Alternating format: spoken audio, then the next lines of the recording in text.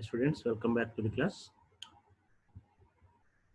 In our previous class, we have discussed about several fundamentals of the compiler design, starting with evolution of programming languages, and then the basic concepts of building a compiler, and various applications of compiler technology. And also, we have discussed some programming language basics in our previous class. Today, we will focus on the second chapter, the role of lexical analyzer, and we'll try to cover this second topic also, input buffering. Okay, and we all know that the job of lexical analysis phase, if you recollect the class which we discussed under the structure of a compiler, we have gone through several phases of compiler, among which the first phase of the compiler is lexical analysis. So uh, again, we will recollect all those tasks of lexical analysis phase in this class at the beginning, and then we'll go through the topics of designing this lexical analysis phase. Okay, so the first job of lexical analysis phase is the main task of this lexical analysis phase is to read the source program and then uh, convert this source program into a stream of tokens forwarded to the parser, that is syntax analyzer. Okay, so this process can be explained like this. The parser initiates by issuing a command get next token to the lexical analyzer, and then lexical analyzer starts reading the stream of characters from the source program. Once it identifies a token, a valid token, it forwards that token to the parser. Immediately after receiving that token, again parser issues the command get next token to receive the next token, and the lexical analyzer again does the same task. Okay, so this is a repetition process until the entire source program is read by lexical analyzer and the set of tokens, the stream of tokens are forwarded to the parser, right? And you can observe this here. Both the lexical analyzer and parser are connected to the symbol table, where this lexical analyzer stores the information into symbol table, which can be accessed by the parser also. Okay, right. Uh, these are the tasks done by the lexical analyzer. The first and foremost task is producing a stream of tokens from the given source program, and then second task is removing comments from the source program. Because we write comments for the understanding purpose, for readability, to improve the readability of a source program. The job of lexical analyzer is remove that comments from the source program. They will not be forwarded to the parser. Okay, at the lexical analysis phase itself, comments will be removed. And the third task that is done by lexical analyzer is removing the white spaces, such as tabs, blank spaces, new line characters, and it removes all these white spaces. The white spaces also not forwarded to the parser because it expects only the tokens, the stream of tokens from the lexical analyzer. Okay, and then a lexical analyzer generates the line numbers and column numbers uh, where a token is identified. Based on this information, which is stored into the symbol table, based on this information, the lexical error messages will be properly generated. For example, in C language, you might have seen that the error, so and so error is at so and so line and so and so column. We have gone through that kind of error messages, which is possible just because of this task done by the lexical analyzer. It produces line numbers and also identifies the column numbers. Whenever an error is identified at a particular position, it generates the type of error along with the line number and column number.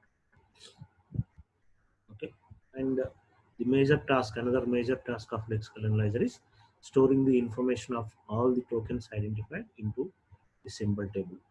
Okay, so we have already discussed about this symbol table structure and what kind of information is stored into the symbol table in our previous sessions, right? And we have been hearing these words, tokens, lexemes, patterns from the beginning of lexical analysis phase. So let us understand what exactly these are. So a token is a pair of values consisting of token name and an optional attribute value. So token consisting of name and an optional attribute value. Generally, this attribute value is going to be a pointer to the symbol table, a pointer to the symbol table, where the details of this token are available in symbol table. Okay, so whenever lexical analyzer generates a token, it generates its name, comma, a pointer to symbol table location. Right? Token name is generally going to be a valid lexical unit such as keywords, identifiers, constants, and so on. Okay. Then what is a pattern? Pattern is actually a description of the lexeme of a token that we take. That is how it identifies a token based on the description of a pattern which is matched by a particular lexeme. Lexeme is simply a sequence of character. Any sequence of characters from the source program is a lexeme. If that sequence of characters matches with a specified pattern that describes a particular token, then lexical analyzer identifies it with the help of the token name. Okay, so again I repeat, lexeme is a sequence of characters. If that sequence of characters matches with some description specified by a pattern of token, then it will be identified as the corresponding token uh, and produces its token name, comma, attribute value. Okay, let us understand this with the help of an example. See this here. I'm considering a C statement, printf within the double quotes, total is equal to percentile d slash n double quotes close, comma, score followed by a semicolon. If you observe this statement, uh, PRINTF, these are all sequence of characters, that is the lexeme, the first lexeme. Immediately, this lexeme matches with the identifier. That is because printf is a function name. Any name in C language is treated as identifier. Right? So printf matches with uh, the pattern of identifier token. Okay, and this open parenthesis is a special symbol. Okay, special symbol. So it recognizes it as a parenthesis, left parenthesis, and then if you look at this, this entire thing is a single token because it is placed in a pair of double quotes. It is a string letter. It is a string letter. So this entire thing is a single token. Comma is a delimiter, and score is another identifier which identifies a variable, and followed by a right parenthesis and then a delimiter again. So these are removed from the corresponding source program, and only the stream of tokens are forwarded to uh, the syntax analyzer. Okay, so that's what mentioned here. Printf and score are the lexemes matching the pattern of token of type identifier, and the total is equal to percentile d slash n is a lexeme that matches with the pattern of string literal. Okay, now look at this another example. Printf, there is a string inside it followed by a semicolon. If you observe, the number of tokens that are identified by the lexical analyzer is the first token, this one, printf, which matches with the identifier, left parenthesis, a special symbol, the second token, and this entire thing is going to be the third token, and right parenthesis is another special symbol which matches with the token number 4, and finally semicolon is the fifth token. So how many tokens are there in this statement? Total 5 tokens are there. So whenever you find this string literal, do not count any internal things as separate tokens. The entire thing, entire string literal is going to be a single token irrespective of what it contains. Okay. More examples over here to understand that token, pattern, and lexeme concepts. Suppose uh, if this is a lexeme, read this from right to left. A lexeme which is identified I followed by F. So that is the characters I followed by F. Whenever it reads, the lexical analyzer reads this combination, the characters I comma F, it matches with the pattern of the token if is a keyword. So what you need to understand is there will be a separate token for every keyword in the corresponding language. This is generally going to be satisfied. There will be a separate token for every keyword of the language. And also, if you consider ELSE, else, the four characters E followed by L followed by S followed by E, these characters matches with uh, a token, again the keyword else. Okay, now look at this third one so that you will understand it properly. Suppose a lexeme less than followed by equal to is identified, then the informal description, that is the pattern definition, says that less than followed by equal to matches with a comparison operation. Therefore the token that is generated is going to be comparison operation. This token will be generated for all these. So for operators there is a grouping. Okay, so for all these operators uh, the same token might be generated, comparison comma the corresponding name of the operation. For example, if it says less than or equal to comparison comma le, it might generate. If it says this one, comparison comma gt, because gt is greater than. Okay, comparison comma eq specifies equality operator, comparison comma ne not equals, so on like that. So it depends on the corresponding design of the lexical analyzer how to generate the tokens. It's not same for every lexical analysis phase of all the compilers. Okay, so depends on the designers. Okay, then if you look at this id token, id stands for identifier. These are the sample identifiers. Whenever it sees a sequence of characters pi, score, d2, something like this, then it says that it matches with the corresponding pattern description.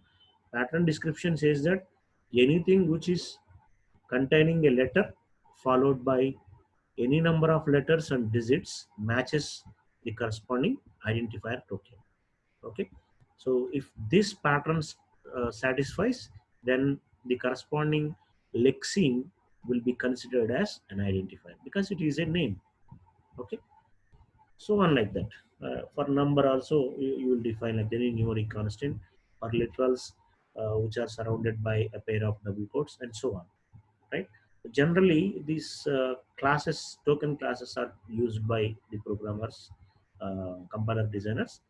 Generally it's going to be one token for every keyword, and tokens, many tokens for operators. That is here one example is shown here for comparison operators. Similarly you can use one token for all the assignment operations, another token for other kind of operators, increment operators, decrement operators, and so on, right? And one token representing all identifiers, which is shown over here. For all the identifiers there is only one pattern described, and it matches with single token identifier only, and so on. So this is not same for every compiler designers. It varies according to the designer's perception about the compiler. Okay, right. Let us have a look at an example of how exactly the set of tokens, the stream of tokens, are generated by a lexical analysis phase. So the statement I am considering from the source program is E is equal to m into c square. This is to the power of m into c power 2. 2 stars indicates that power operation. So the first one is a name, therefore it matches with the identifier token. So id comma pointer to symbol table entry for e. This pointer to symbol table entry contains all the information about E, the initial value and the changed values, where it is actually stored, and so on. The type of E, all that information will be stored in the corresponding symbol table. And then second token that is generated is, this is an assignment operator, so the token is assignment operator. The third token is M. M is an identifier, so ID comma pointer to symbol table entry for M. And then a multiplication operation, so the next token is multi operation. C is an identifier again, so ID comma pointer to symbol table entry for C, followed by star star is an exponential operation, so it is expo op. And the next token is a constant, so we say that it is a number and we mention its value. It's not a pointer, we specify the value of the corresponding number, so for the constants. Okay, so this is the stream of tokens forwarded to the syntax analysis phase by the lexical analyzer. All the tokens are forwarded in the same order which they are identified. Okay,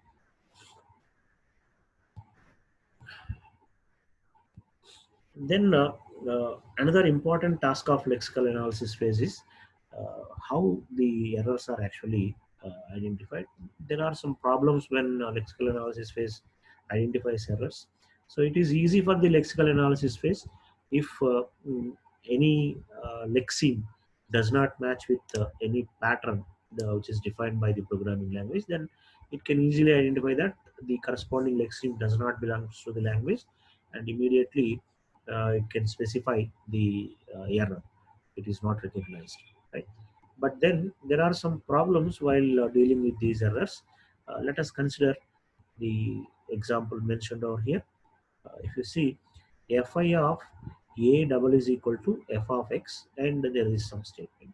So if you send this statement to the lexical analyzer, the first thing is it identifies fi, and then uh, it sees that fi is a identifier, a name, maybe a function call, which is taking this as a parameter value, right? It is possible. So there is nothing wrong in this fi, but maybe uh, the programmer wrote this fi instead of if. Maybe it is wrong, but cannot be identified by the lexical analysis phase.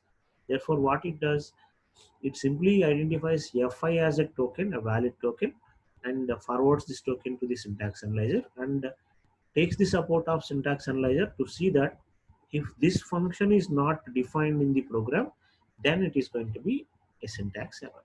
Okay, so you need to understand the difference between lexical error and syntax error.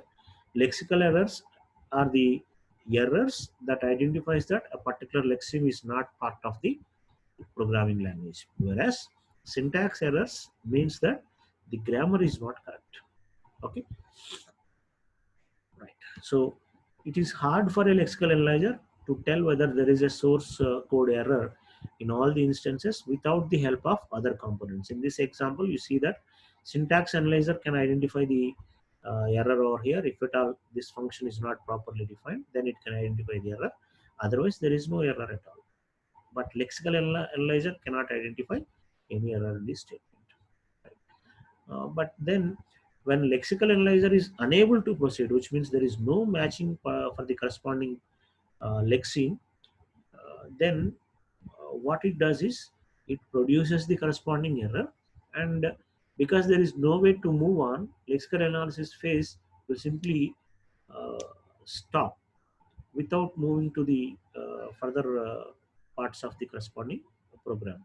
But it is not the case. It's not actually um, usually done by the compiler designers. What they do is they use the lexical analysis phase to produce all the errors in the source program, not uh, produce a particular error and stop the process of lexical analysis without moving through the entire program. But generally, lexical analyzer stops whenever it identifies no pattern in the corresponding source program. Then how it proceeds to the next program, further processing is done by the lexical analysis with the help of some recovery processes. If you look at these things, error recovery is done by the lexical analysis phase in order to process the entire source program.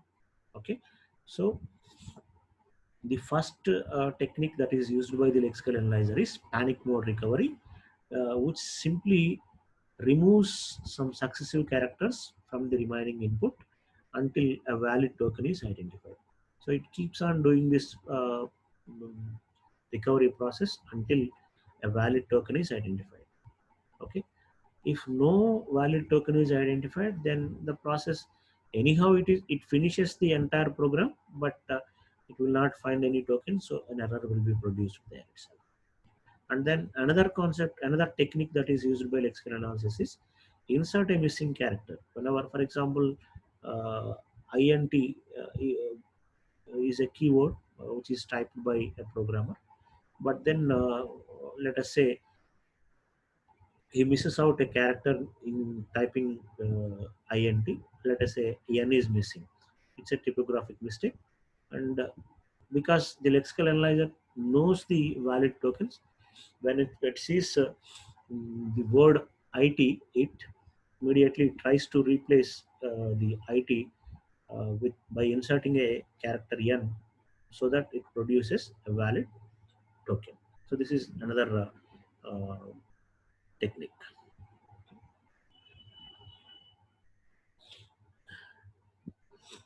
Next thing is by deleting a character. For example, by using when the programmer is typing a keyword or something else, if a character unnecessarily is typed over there, then the lexical analyzer may try this process by deleting the additional character, because these are all typographical mistakes. To recover from typographical mistakes, we can use these techniques, and replacing a character by another character, because it is possible that the programmer may type a character instead of typing another character. It is possible, and transpose the set of characters also, which is another technique. So by anyhow, the process is whenever a lexical analyzer identifies a particular error at a particular position, it should not stop over that point. It should move on irrespective of the error identified. To move on, what it does is it tries to recover from the corresponding error, and then continues with the lexical analysis process, so that all the lexical errors are identified from the source program. Okay, and this is a example over here: float limited square of x, float x. This is actually a declaration which can be written inside the black, or you can write it before the black also. It is a valid syntax, doesn't mind. And inside that there is a comment and then a return statement showing that x less than or equal to minus 10.0 or x greater than or equal to 10.0 question mark. The first value is 100. If any of these matches, the 100 will be returned, otherwise x into x will be returned. And in this, your task is find out all the tokens that will be generated by the lexical analyzer. Okay, so you note down this example and try to identify all the tokens generated by the lexical analysis phase. This is your task. Please do this. Okay. And then this is actually a special concept which must be understood by the lexical analysis designers, because the efficiency of lexical analysis phase depends on whether we implement this input buffering technique properly or not. So before we discuss about this input buffering technique, let me give a clear picture of how the program is read from your file. So when you write a C program and save it, where it will be stored? The files will be stored into the hard disk, right? And then if you use the lexical analysis phase to read the source program from the hard disk directly, because this is just a compilation process. So lexical analysis, if it reads the source program from the uh, hard disk, we all know that hard disk is the slowest memory in your memory hierarchy of your computer. Therefore, reading the characters one by one from the hard disk is going to be a time consuming process and takes a lot of time for lexical analysis phase. Then the solution is use some buffers. Okay, using some buffers, uh, bring more than one line from the source program into the buffer. So that means read some set of statements into the buffer and then use this buffer to identify the tokens and then forward them to the syntax analysis phase. Again, get the other statements from the hard disk into the buffer. So lexical analysis is not working on the hard disk, it is working on a buffer. Buffer is available in RAM, which is faster than hard disk. Therefore, we can improve the speed of this lexical analysis phase by using this buffering technique. And the buffering schemes are two types actually. One is one buffer scheme. We can use only single buffer, and the other one is two buffer scheme. So in the single buffer scheme, what happens is, if you look at this, there will be two pointers used. One is begin pointer, and the other one is forward pointer. Initially, both begin pointer and forward pointer will be at the same position. This is initial configuration. Both will be at the same position, and we are using a single buffer. Assume that this single statement is read from the hard disk into this buffer, and now lexical analysis phase is working on this buffer only. Okay, and begin pointer will be same, will be at the same position until the forward pointer moves and identifies a particular lexeme. So let us understand this properly. Initially, both begin pointer and forward pointer is here. Forward pointer is moved one step forward and then sees that whether any pattern is matching in, and then it moves on. See, forward pointer, whenever it identifies a delimiter, delimiters are nothing but spaces, commas, and semicolons, and so on. Whenever it identifies a semicolon, then it tries to matches the corresponding sequence of characters with a pattern defined over there. If any match is found, then the corresponding token will be generated. This is the process. Okay, so the forward pointer is moving forward by looking at each character.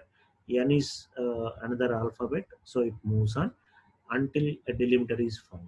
Again, when it sees T, it is also an alphabet, it moves on. So when it sees this space over here, space is a delimiter, then it matches this int, the sequence of characters, the lexeme, with the pattern which is defined there.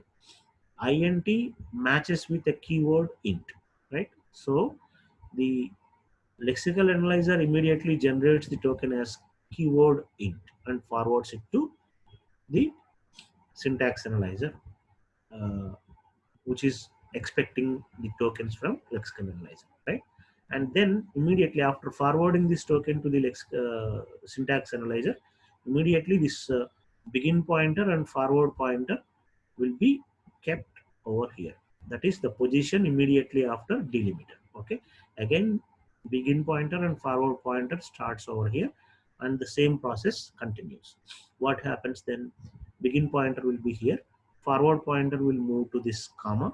Comma is a delimiter, and then immediately it tries to match this I with any pattern and identifies that it is a name which matches with identifier, and produces, the lexical analyzer immediately produces id comma a pointer to symbol table and stores the information of this I into the symbol table. Okay, and then begin pointer and forward pointer will be placed over here, and the process continues like that. Okay,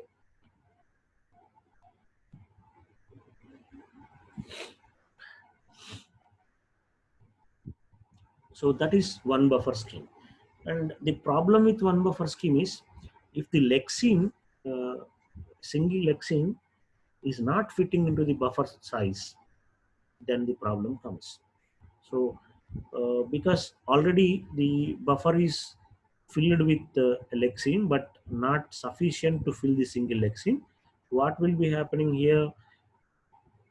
To load the remaining part of lexeme into the same buffer, we need to remove this from the buffer, right?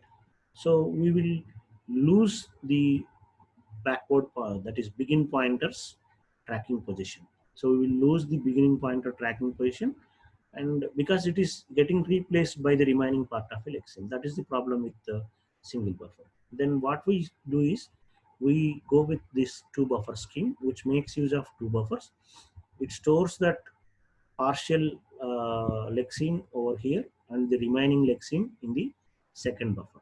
Okay, and it continues with the first buffer, starting with the beginning pointer there, and then continues with mm, the second buffer also until it identifies the corresponding bits. But then the problem continues if the lexeme is very large, so that it does not fit into the two buffers also, then the problem remains same.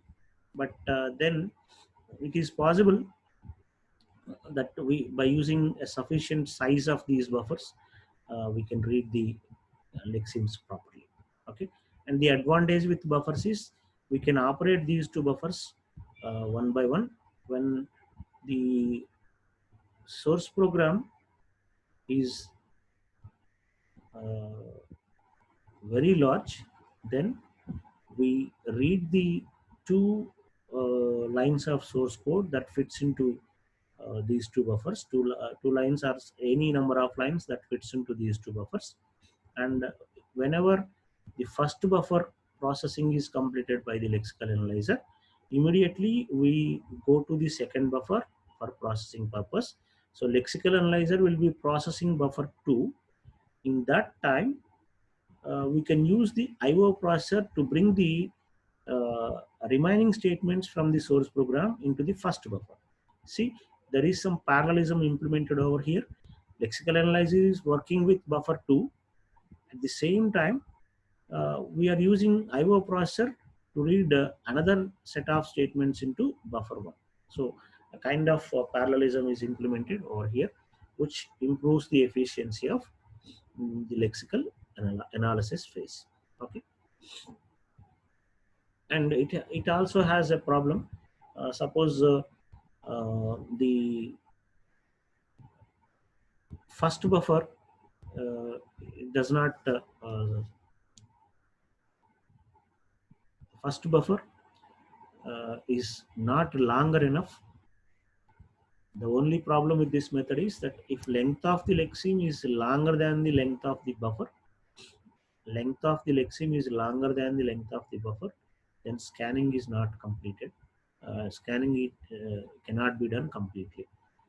The problem is again same. If it does not fit into the two buffers also, then the problem remains same. But generally, it is the fact that lexemes are not so longer. Buffers are going to be generally um, 1 kb or half kb. Therefore, it's not practically correct.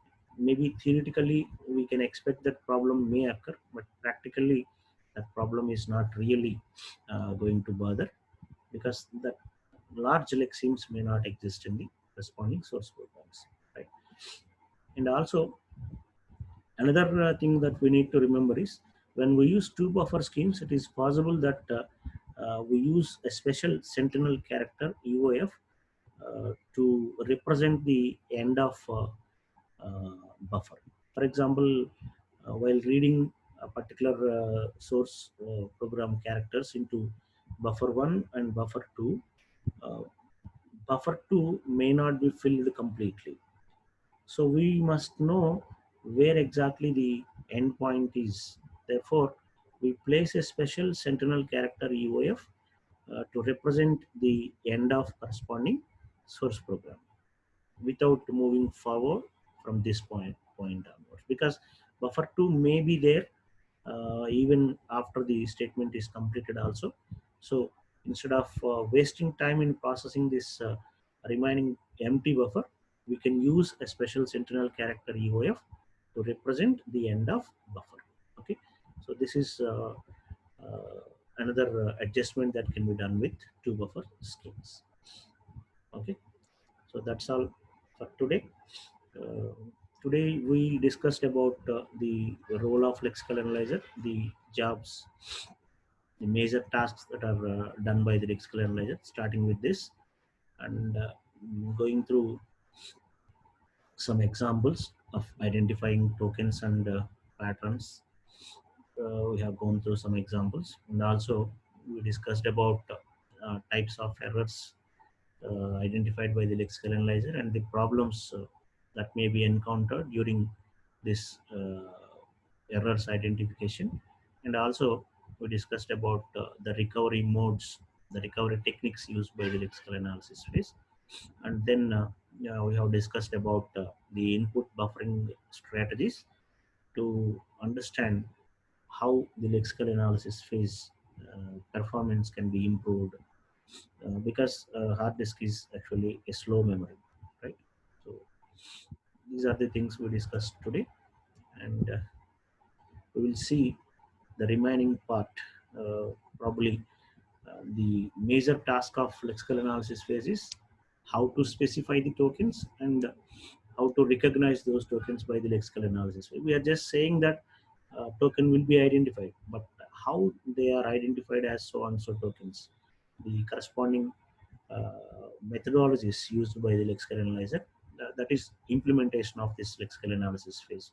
We will discuss about that implementation part regarding the specification of tokens and recognizing those tokens in our next class, which is going to be an important topic for your first unit. Thank you for today.